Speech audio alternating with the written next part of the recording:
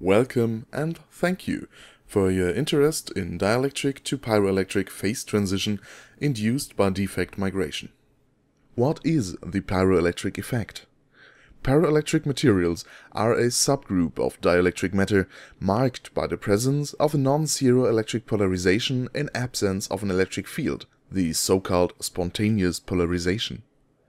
At a constant temperature, surrounding charges compensate the arising charges of opposite sign on the crystal surfaces.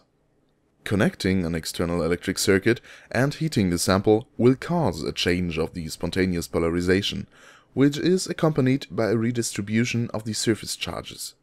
Compensating charges enable an electrical current flow in the circuit. Cooling of the sample will cause an increase in the spontaneous polarization, which causes a redistribution of surface charges and a reversed current flow. This is a dynamic effect, only present when the temperature is changing, and only possible within crystals having a symmetry without inversion center. Typical pyroelectric materials are single crystals or ceramics of barium titanate or polyvinylidene fluoride polymers. Pyroelectric materials have become increasingly important for sensor applications like infrared cameras, approximation and motion sensors, and for pyrometers as contactless temperature sensors. But is it possible to generate pyroelectricity in a central symmetric crystal structure?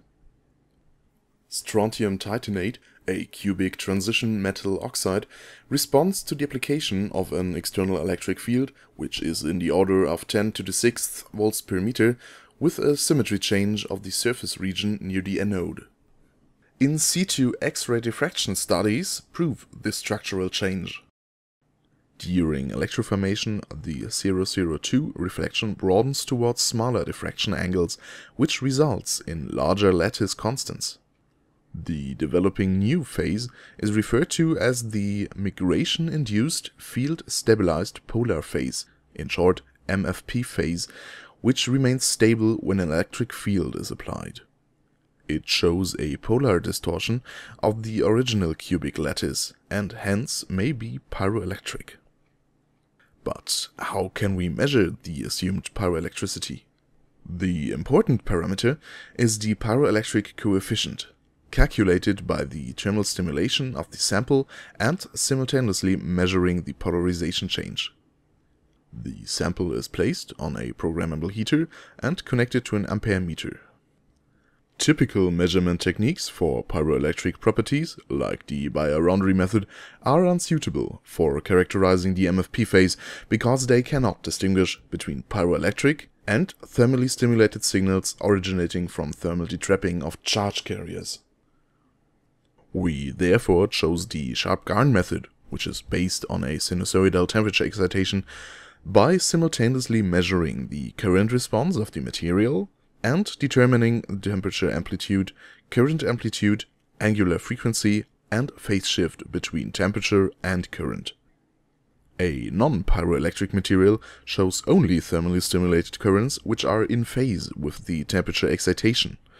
If the material becomes pyroelectric, a pyroelectric current out of phase arises. This principle is now adopted to strontium titanate, involving the sinusoidal temperature stimulation and simultaneously applying an electric field. The time-dependent forming current of a strontium titanate single crystal is composed of ionic and electronic parts, which are caused by oxygen vacancy migration but are now superimposed by an additional current because of the sinusoidal temperature excitation. At the beginning of the electroformation, the oscillatory thermal current shows an in-phase temperature behavior. When the overall current signal is declining, an out-of-phase current contribution can be detected, revealing the pyroelectricity of the formed MFP phase. What is the underlying process for this behavior? The following model can be derived. In the initial state, strontium titanate shows statistically distributed oxygen vacancies, which move to the cathode when an electric field is applied. A closer look at the unit cells shows the oxygen vacancy drift towards the cathode along the oxygen octahedron edges by switching its position with an oxygen atom.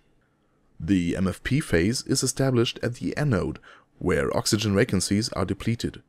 Stretching of the unit cells now causes an inherent dipole moment due to the slight displacement of the titanium atom in the center of the octahedron, which is stabilized by the external electric field and remains stable even when the oxygen vacancy has left the unit cell. The temperature dependence of the dipole moments is responsible for the observed pyroelectricity. In summary, a dielectric to pyroelectric phase transition induced by defect migration with a pyroelectric coefficient of 30 microcoulomb per Kelvin and square meter was found. Symmetry considerations allow a structure prediction of the MFP phase. Furthermore, qualitative thermal current analysis reveals details of defect migration. This work has been undertaken at the TU Bergakademie Freiberg, Institute for Experimental Physics by the group Compound Semiconductors and Solid-State Spectroscopy. We would like to thank all our partners and funding agencies for their continued interest in our work. Thanks for watching our video.